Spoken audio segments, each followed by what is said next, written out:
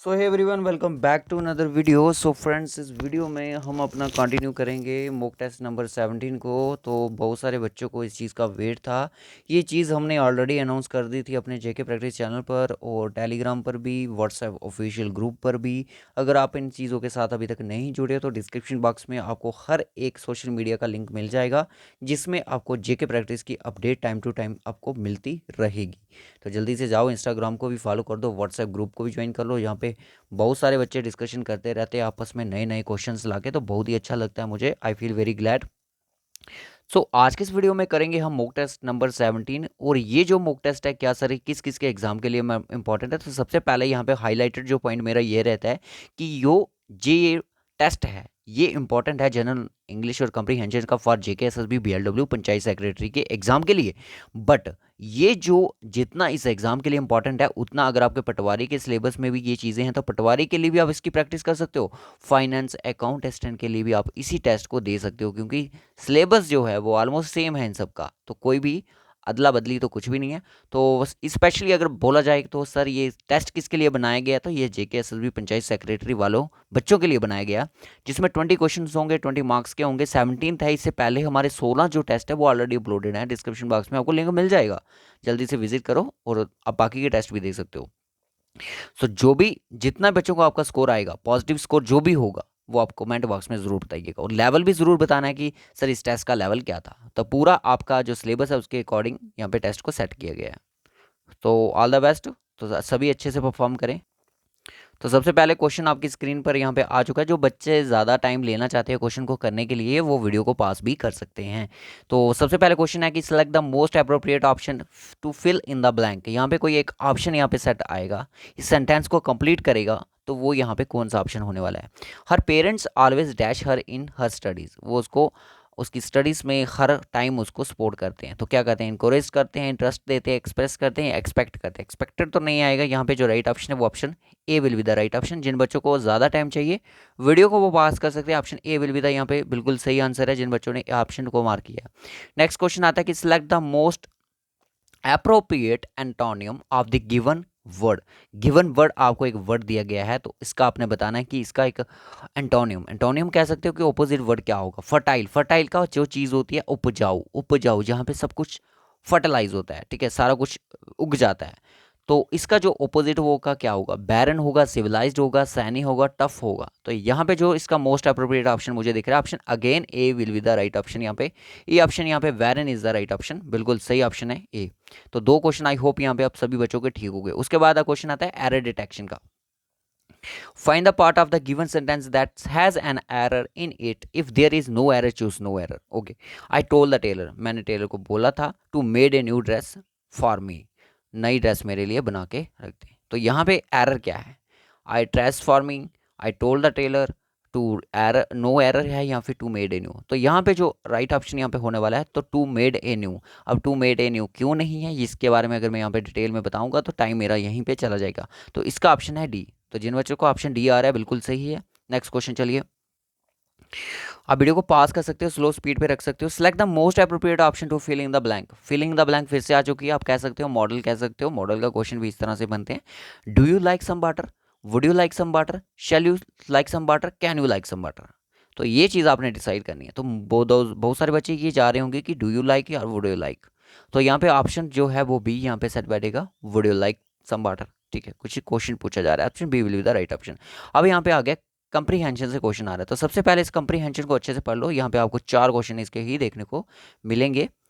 Wait for second, sorry guys, वो थोड़ा test जो था वो टेस्ट डिस्क्लोज हो गया था। In the following passage some words have been deleted, fill in the blanks with the help of the alternative given, select the most appropriate option for each blank. Humanity can be dash as the quality of being human, the peculiar nature dash man by which he is distinguished from other beings. Being human dash not mean that an individual possesses humanity.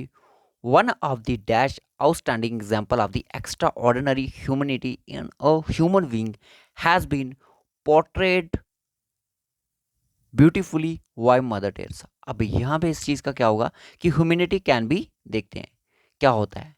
तो सबसे पहले बोला कि blank number 1 में आपका क्या आएगा, humanity can be define, defining, defined या फिर डिफाइंस। तो क्या आ सकता है यहाँ पे सेंटेंस अगर आप देखोगे तो ह्यूमैनिटी कैन बी डिफाइंड यहाँ पे आएगा। तो option C will be the यहाँ पे राइट ऑप्शन हो जाएगा। थर्ड ऑप्शन यहाँ पे फिफ्थ क्वेश्चन का थर्ड ऑप्शन सही होगा। सेकंड लाइन पे भी बोल रहा है कि सेकंड लाइन पे अब क्या आने वाला है यहाँ पे, humanity can be defined as the quality of being human, the peculiar natures in man, of man. क्या आएगा देखते हैं अब ऑप्शन में क्या होता है। ऑफ मैन आएगा, इन मैन आएगा, एट मैन आएगा, टू मैन। एट और टू तो यहाँ पे सवाल नहीं सर पैदा होता है कि यहाँ पे आने वाला है।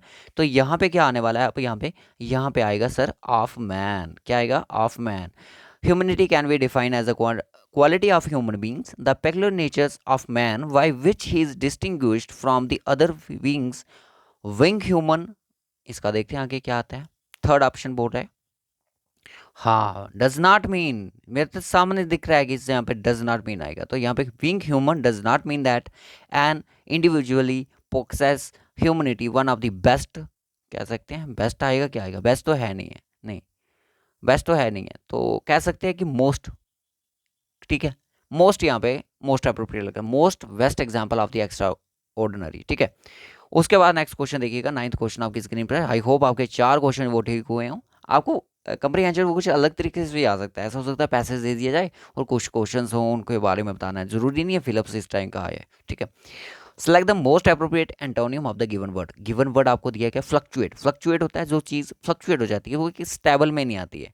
तो इसका अप्रोप्रिएट एंटोनियम बोल रहा है, तो एंटोनियम क्या होगा, स्टेबल होगा सर, स्टेबलाइज कह सकते हो। तो option A will be the right option. Now next question is select the most option that express the given sentence in active voice। active voices में यहाँ पे sentence होना चाहिए। तो क्वेश्चन नंबर 10 हमारी स्क्रीन पर आ गया। honest and polite people are admired by everyone। देखो ये एक्टिव और पैसिव वॉइसेस रहते हैं। ठीक है, अब आपने सेंटेंस इन एक्टिव वॉइस में होना चाहिए। अब यार यहाँ पे देख सकते हैं, जो आपको पता है सब्जेक्ट होता है ऑब्जेक्ट हो जाता है, ऑब्जेक्ट होता है वो सब्जेक्ट हो जाता है। ठीक है, इस चीज़ से आप वाकिफ हो। Okay, everyone has been admiring honest and polite people। okay, everyone admired honest and polite people, everyone will admire honest and polite people, everyone admires honest and polite people। तो option D will be the right option. यहाँ पे everyone admires honest and polite people। तो यहाँ पे क्या आया, honest and people are admired by everyone, everyone admires honest and people। ठीक है, 10th क्वेश्चन देखिएगा, select the narration direct of the given sentence. Narration, simple सी क्वेश्चन अगर मैं बात करूँ, नरेशन से क्वेश्चन पूछा जा रहा है आपको कि रवीना आस्क्ड मी, रवीना से मुझे पूछा था if I had her made number, कि मेरे पास क्या उसकी मेड का नंबर है। रवीना आस्क्ड मी, रवीना से मैंने पूछा asked me comma inverted comma start, do you have my made number. तो यहाँ पे ऑप्शन ए ही मुझे सही लग रहा है, आर यू हैविंग तो नहीं आएगा, does you have no, have you have my no. तो यहाँ पे क्या आएगा, option A will be the right option. यहाँ पे जो इसका डायरेक्ट होगा वो क्या होगा। ठीक है, अब आ रहा है कि सिलेक्ट द फॉलोइंग क्वेश्चन। ये आपका आ रहा है अरेंजमेंट पे, अरेंजमेंट करो इसकी। There was once a little boy who had a very bad temper. Okay, bad temper, bad temper की बात कर रहा है। अब देखते हैं क्या आता है इसका। देखिए यहाँ पे अगर क्वेश्चन की बात की जाए, कौन सा क्वेश्चन नंबर है, 12th क्वेश्चन। ठीक है, ये है आपका पैराजम्बल जो रहते हैं। ठीक है, पैराजम्बल की मैं कैटेगरी आपके साथ बता दूं कि ये रहता है। तो सबसे पहले लाइन को पढ़ते हैं ध्यान से ना। सर यहाँ पे मुझे दिख रहा है कि देयर वाज वंस, तो स्टोरी कहीं से स्टार्ट हो रही है, तो क्या आएगा सबसे पहले, द बॉय तो gradually began to control the temper. अभी हमारे कोई कहानी बताई नहीं है, तो बॉय की बात नाउन पहले आ चुका है, यहाँ पे नहीं बता। हीज क्या है पर नाउन आ रहा है, इससे पहले कोई नाउन होगा, ये तो नहीं आएगा। ऑन द फर्स्ट डे क्या क्या हुआ ये भी नहीं हमें सब पता। तो सबसे पहले क्या होगा, there was once a little boy had a very bad temper. ठीक है, पी पहले आएगा। ठीक है, पी पहले आएगा, फिर उसके बाद द वन से लिटिल बॉय था and who had a very bad temper. क्या आएगा उसके बाद आएगा sir, his father decided to hand him a bag of nails and set them every time the boy lost his temper he had to hammer a nail into the fence. ठीक है, उसको अपना गुस्सा जो है वो ठंडा करने के लिए उसको क्या करना पड़ेगा, नेल्स को करना दबाना पड़ेगा। ठीक है, उसके बाद देखिएगा, the boy gradually began to control his ego. तो उसको अपना जो कंट्रोल था, यस तो नहीं आएगा। On the first day the boy hammer. ठीक है, सो ऐसे यहाँ पे आ गया। लास्ट जो स्टेटमेंट बोल रही है, the boy gradually control his temper, उसने अपना अपना टेम्पर जो था कंट्रोल करना स्टार्ट कर दिया। पी आर एस क्या यहाँ पे बन रहा है, पी आर एस क्या, option B will be the right option. ठीक है, वीडियो को पास कर लो, ज़्यादा टाइम चाहिए क्योंकि कम समय में इस टेस्ट को हमने यहाँ पे पूरा करना होता है। Select the most appropriate meaning of the Adam. Adam का यहाँ पे मीनिंग है ऑन द बॉल, बॉल पे, ऑन द बॉल। सोचो ये बॉल है, मैं आपको बोल दूं कि यहाँ पे आपने खड़े होना है, यहाँ पे ऑन द बॉल खड़े होना है, तो क्या है, बाल देखो दोस्तों इस तरफ भी फिसल सकती है, इस तरफ भी स्किप कर सकती है, सकती है। तो यानी कि आप गिर सकते हो। तो यहाँ पे क्या हो सकता है, to be alert, doing a bad job, ये आप गलत काम करें, no. Doing a average job, तो यहाँ पे खड़े होकर आप एवरेज जॉब करें, नो। टू बी लेजी, यहाँ पे खड़े होकर सुस्त हो, नहीं। आपको क्या किया गया, टू बी अलर्ट, आपको क्या किया गया, अलर्ट किया गया है, ठीक है। अब नेक्स्ट क्वेश्चन फिर से पैराजंबल का सेट किया गया यहाँ पे। Rearranging the part of sentence in the correct electrolytes like important for balance diet. तो यहाँ पे तो पी तो पहले तो नहीं आएगा, ऑप्शन ए गया। और प्रेजेंट क्याऊ भी नहीं आएगा सर, क्याऊ है ही नहीं, एस आएगा, एस पहले आएगा, sodium potassium chloride and magnesium. और एस के बाद आएगा और electrically charge minerals that are present, क्या आएगा, are present P, S R Q P. Option कौन सा है, डी ऑप्शन, यानी कि 14 का ऑप्शन हमारा क्या आया, डी ऑप्शन आया। सो next question is select the most appropriate option to complete the given sentence. His brother dash his dash gave him a batch after his result.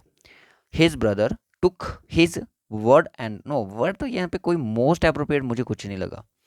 His brother broke his record and gave him a batch after his result, मतलब brother ने उसका record तोड़ा और उसने उसको बाद में, नहीं ये कुछ नहीं समझ आया। हाँ ये आ सकता है कि his brother kept his promise and gave him a watch. तो option D will be the right option, option D ही इसका राइट ऑप्शन है। So next question is select the correct active from the given sentences. Dog was terrified by the unexpected noise. Dog जो होते हैं वो terrified होते हैं unexpected noise से।